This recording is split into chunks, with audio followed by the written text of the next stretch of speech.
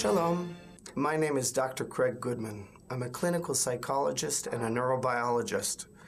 I'm here today at Hida Brut to talk to you about an issue of anxiety. Anxiety is a very widespread phenomenon that's occurring to more and more people, and I've talked about this several times in the past, but why is it so important? Because anxiety is really centered at a negative perception that we all have. Anxiety is something that's internal, and everyone experiences anxiety. But what about when it becomes extreme? Then we enter what's called a panic attack.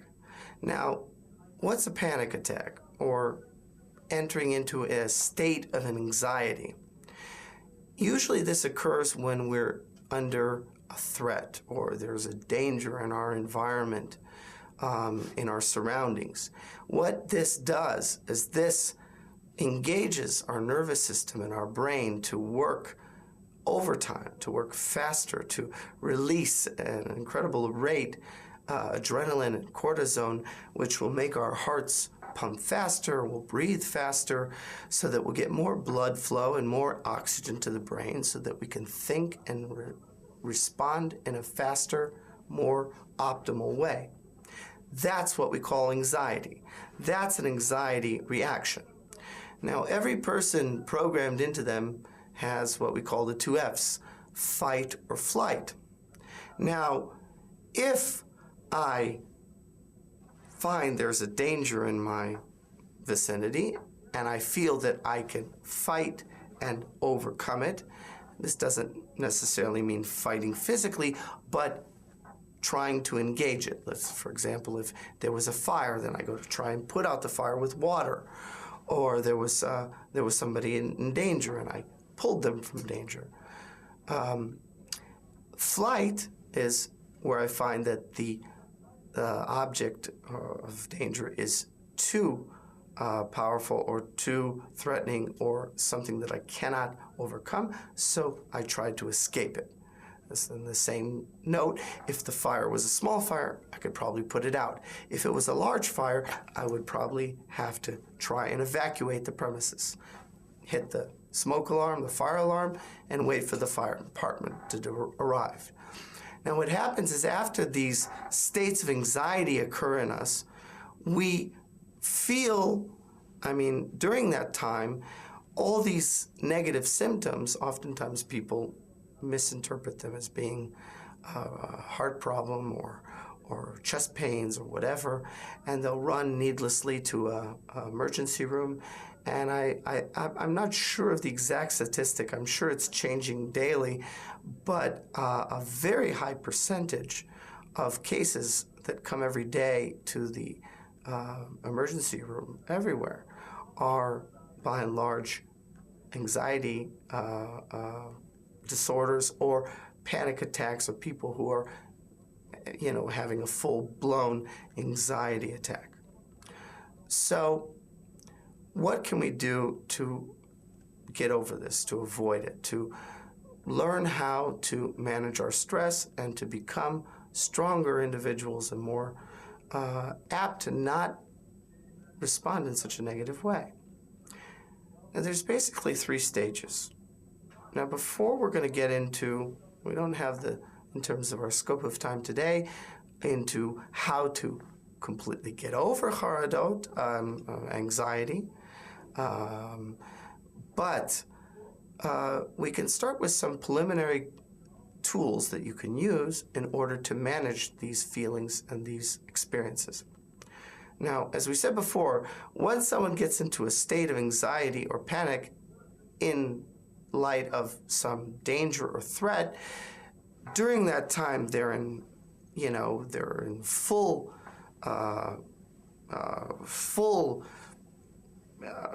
action. Their whole body is moving and thinking and working at a very fast rate. Obviously, afterwards, once the danger has been eradicated or controlled, or you've distanced yourself from it, you have a feeling of relaxation, a feeling of release, where afterwards the anxiety slowly subsides and your heart rate goes down to normal, you start breathing normal, you feel more relaxed, your muscles become less tense, you become a little more, less hypervigilant, but at the same time you feel tired because your body has put out a lot of energy. That tiredness is natural. In addition to that, you also will feel, or you should feel, a sense of more confidence, more higher self-esteem, because here I've been able to distance myself and overcome this anxiety. Now, what if I didn't overcome it? And what if I got stuck and I had an anxiety attack? Or I'm having an anxiety attack? Now, I have to, before I go further, I have to give you a word of caution. Many, many people, as we said, it's an adaptive, normal part of every human being, anxiety states and anxiety reactions, especially to very high level stress situations. But it's enough that somebody had that experience once, that the feelings, the symptoms, the heart racing, the breathing, it felt so scary for them that actual experience of being in the anxiety itself caused them later on to become or to develop an anxiety about the anxiety, or anxiety about the anxiety attack.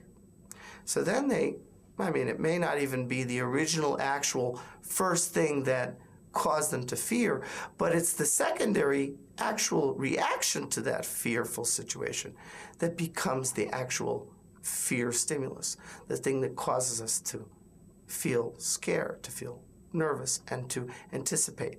And this can become a full-blown disorder if we don't check ourselves and we don't work on how we can control this and overcome it and learn to manage our thoughts. Now, we're talking about a real danger in our environment. What if the danger is imagined? What if the danger is just in my mind? What if the fear is only within me? So, in a sense, it may be real to me, and that realness is enough to cause me to have an anxiety reaction, and get into an anxiety state or panic attack or anxiety attack.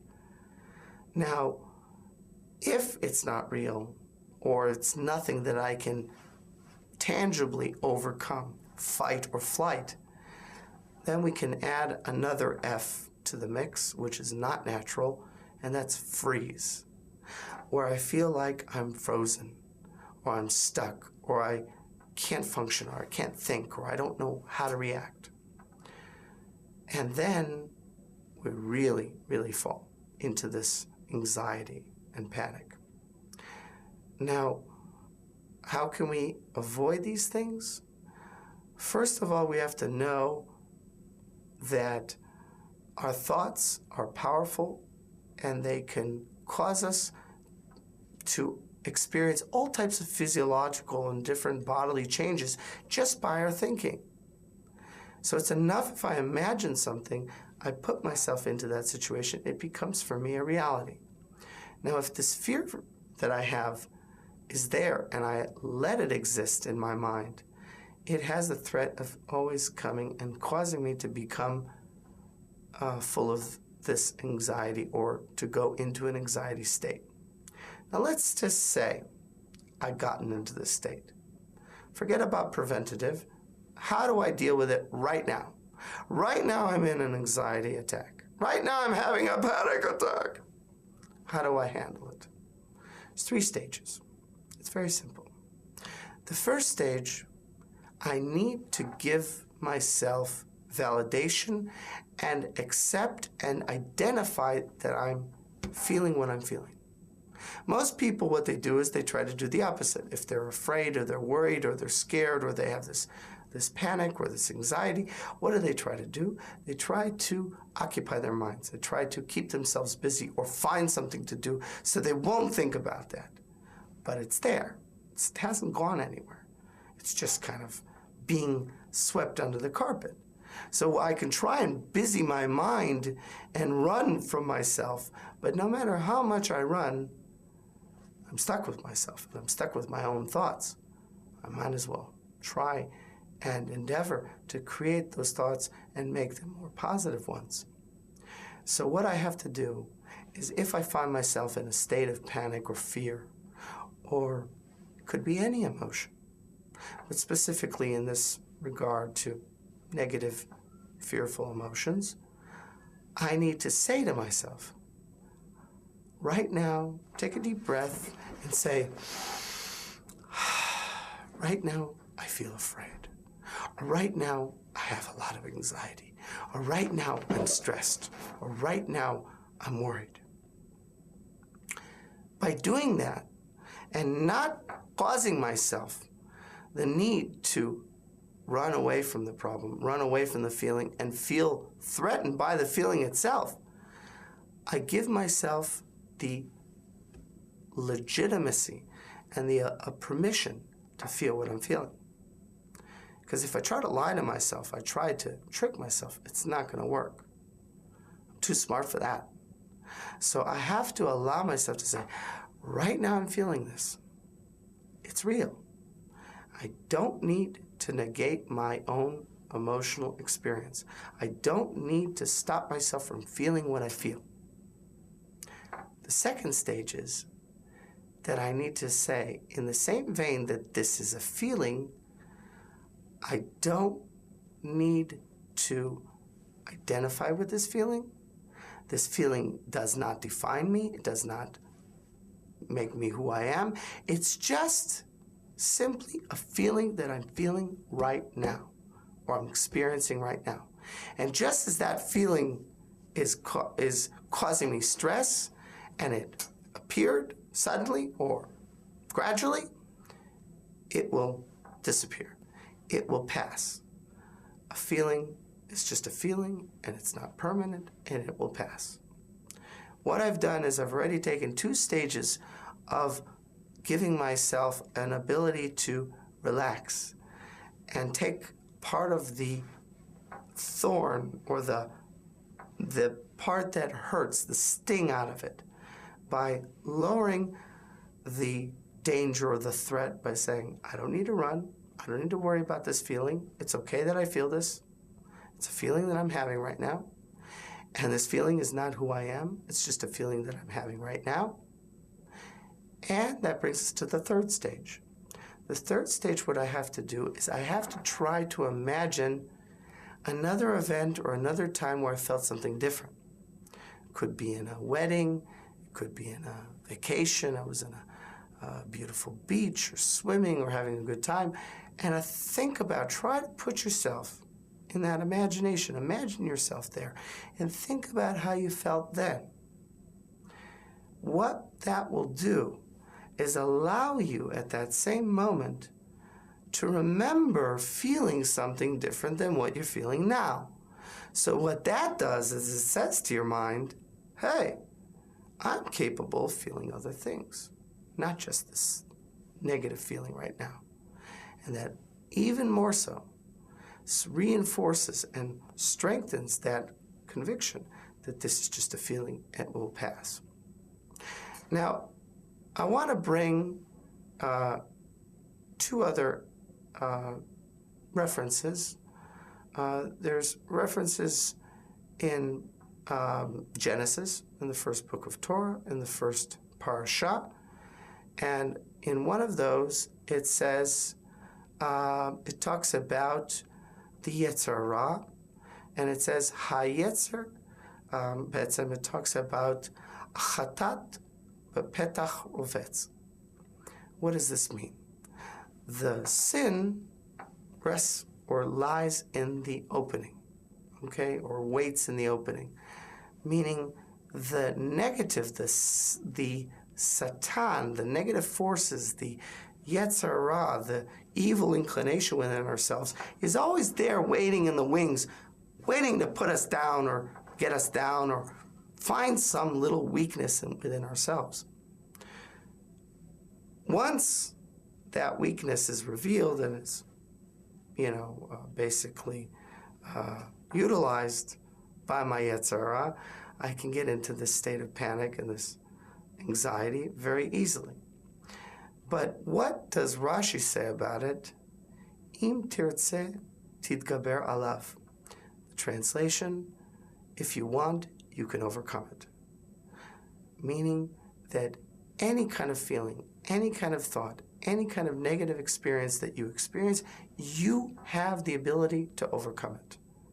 Hashem has given us this power, this ability. We don't need to continue to be afraid of our own thoughts. We need to be aware. We need to take care in what we think.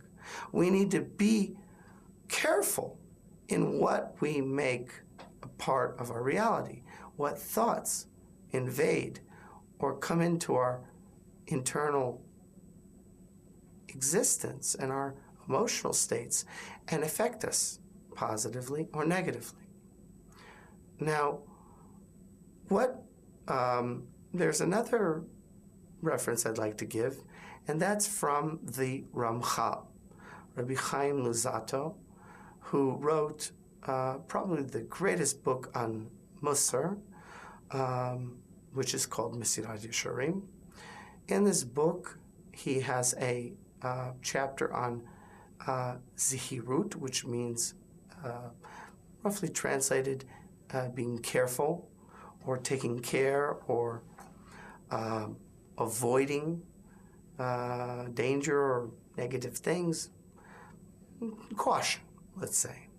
In this, he has everything in the book is amazing, but there's a specific thing that he discusses in this chapter that he says that a person, in order to get control of his thoughts and his Yetzer Hara, he must be aware of them. He must pay great attention to them. He must use his great and strong intelligence and high intelligence to identify those negative thoughts and weed them out and eradicate them. And not to give sleep or slumber to his eyes, to be aware of himself and what kinds of thoughts he allows into his mind, what thoughts he allows to exist and to take on meaning for him. If I realize and I find that my Yetzer Hara is just trying to throw me off and giving me negative thoughts, I need to say, get out of here. Forget it. I don't want them. I'm not giving these thoughts any credence, any validity, or the negative feelings, as we said, that are caused from these negative thoughts. But in addition to that, I also want to find a way that I can feel that no matter what I experience, I have the control and the ability to change that inner experience or thought. Sometimes it's not immediate, sometimes it's a process, but I have the ability to do so. So when we want to try to control these thoughts, these negative thoughts, we have to recognize that we're always going to have negative thoughts. The Yetzer Hara, the negative inclination or the evil inclination, is in all of us. So our Yetzer Hara, our negative side, is always going to try and throw these negative thoughts at us and shake us up. We always have to be on guard. We always have to be ready for them.